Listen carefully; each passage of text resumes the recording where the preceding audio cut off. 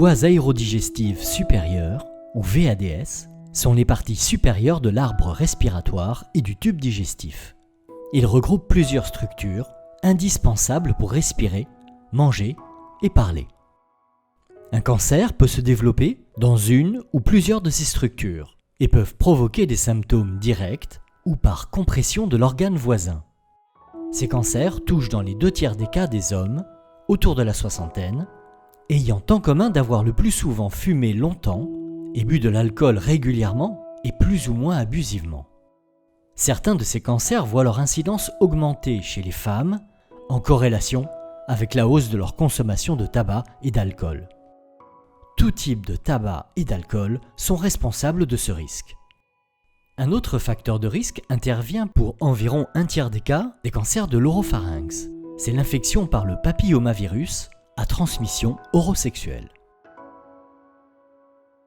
Revenons sur les facteurs de risque principaux de ces cancers.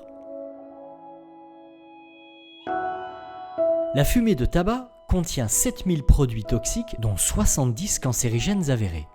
Ces produits passent par les voies aérodigestives supérieures pour arriver aux poumons, passent dans la circulation sanguine et sont alors distribués dans tout le corps, ce qui explique que le tabac est un facteur de risque pour 17 cancers différents. Il occupe la première place des facteurs de risque des cancers, juste avant l'alcool. Une personne qui fume augmente son risque de 2 à 9 fois pour un cancer de la cavité buccale et de 4 à 20 fois pour un cancer du larynx. Le risque augmente avec le nombre de cigarettes par jour et la durée du tabagisme et continue de croître pour les grands consommateurs de tabac et d'alcool. Un fumeur qui commence à l'adolescence et poursuit son tabagisme va développer assez rapidement une dépendance au tabac. Cette dernière est forte et complexe, ce qui explique les difficultés d'arrêter chez la plupart des fumeurs, malgré la survenue de symptômes secondaires à leur tabagisme comme l'essoufflement, la toux et bien d'autres encore.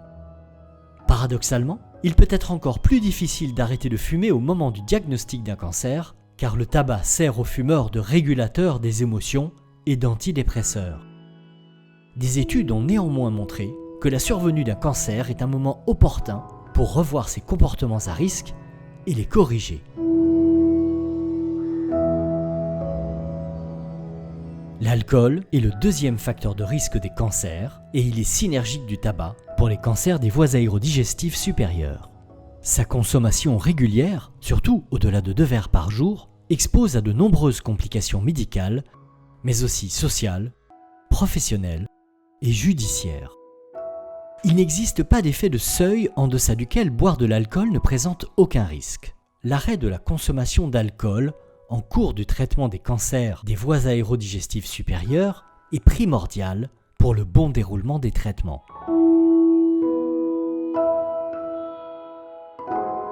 Dans les cancers de l'oropharynx, et parmi eux dans les cancers amygdaliens, l'HPV en France est responsable d'environ 1/3 des cancers des VADS. Et dans 90% des cas, il s'agit de l'HPV-16. Même si le papillomavirus est identifié comme facteur de risque des cancers de l'oropharynx, beaucoup de ces patients porteurs sont également fumeurs et sont fortement encouragés à arrêter leur consommation pendant les traitements car ils sont également exposés aux complications chirurgicales et au moins bon pronostic des cancers liés au tabac.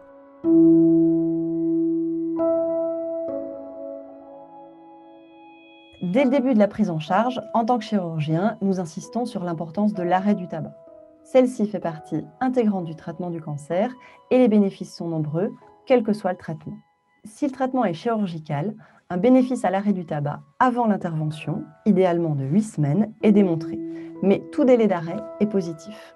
Cet arrêt diminuera les problèmes de cicatrisation des sites opérés, souvent dans les cancers ORL il y en a plusieurs, la survenue d'infections, et la durée du séjour hospitalier. Si le traitement est une radiothérapie, l'arrêt du tabac est bénéfique pour réduire la radiomyocite en termes de gravité et de persistance, en sachant que celle-ci est souvent pourvoyeuse de dénutrition et d'arrêt du traitement. Cela permet de maintenir la qualité vocale et à long terme, cela permet de réduire les problèmes d'œdème, de fibrose et les risques de nécrose. Si le traitement est une chimiothérapie, il a été montré une association entre le tabagisme et une moins bonne réponse à certains traitements antitumoraux. Dans les cancers des voies aérodigestives supérieures, ces 3 traitements sont souvent associés de façon concomitante ou successive. Au terme du traitement, le maintien de l'arrêt est fondamental. Cela permet de diminuer le risque de second cancer, mais aussi d'améliorer l'état général. La persistance du tabagisme a des répercussions sur le fonctionnement physique, social, intellectuel, est associée à une moins bonne vitalité, à plus de nausées, de difficultés respiratoires, de perte d'appétit et accroît le ressenti des douleurs. Enfin, quel que soit le stade de la maladie, le risque de mortalité globale est plus élevé pour les fumeurs que pour les anciens fumeurs. Dans la majorité des centres, une aide au sevrage tabagique est proposée aux patients fumeurs actifs ou dont l'arrêt date de moins de 3 mois, afin de les aider à réaliser le plus tôt possible ce sevrage ou prévenir la rechute d'arrêts récents. Cette aide comportera un suivi spécialisé et va agir sur les 3 dimensions de l'addiction tabagique. La dépendance physique, due aux nicotines et aux additifs contenus dans le tabac. Pour ça, il existe des traitements. La dépendance psychologique, induite par les émotions, le plaisir, l'anxiété, qui peuvent être prises en charge par des thérapies cognitives et comportementales. Et enfin, la dépendance comportementale, les habitudes et les gestes. Le suivi avec l'équipe d'addictologie sera maintenu sur la durée des traitements et du suivi en cancérologie. Les fumeurs qui se font aider ont 70% plus de chances de réussir cet arrêt grâce à l'adaptation du traitement et à la fréquence du suivi adapté à chaque fumeur. Parmi les traitements de la dépendance physique de l'arrêt tabagique, le remplacement de la nicotine fumée par la nicotine apportée par le patch ou les comprimés à sucer ou les gommes est un traitement efficace pour diminuer voire éliminer les symptômes de manque sans effet secondaire notable. Ce traitement est maintenant remboursé par la sécurité sociale sans restriction de temps. D'autres traitements existent, votre médecin vous en parlera en cas d'échec du remplacement nicotinique. Si vous vous posez la question de la vapoteuse personnelle, plus communément appelée cigarette électronique, sachez que pour l'instant, et en l'absence de connaissances sur son pouvoir à induire des cancers, elle n'est pas plébiscitée une fois que vous avez déjà un cancer. Mais si vous avez arrêté totalement de fumer à l'aide de ce dispositif, il s'agit d'un très bon résultat. Vous serez alors accompagné sur les autres aspects de votre addiction. En conclusion, le sevrage de tabac et d'alcool est intégré à la prise en charge thérapeutique de tout patient fumeur diagnostiqué cancer des voies aérodigestives supérieures. Cette démarche est initiée dès le début de la prise en charge, en particulier avant la chirurgie, et maintenue tout au long du parcours de soins et du suivi.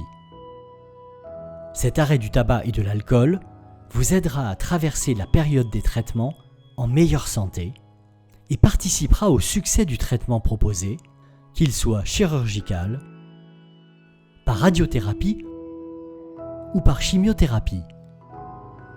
Votre collaboration au traitement aux côtés des praticiens passera par l'arrêt des substances cancérigènes qui gênent votre traitement. Votre chirurgien, votre oncologue, radiothérapeute, addictologue, infirmière, kinésithérapeute et diététicienne vous apporteront leur soutien pour réussir cet arrêt aussi précocement que possible.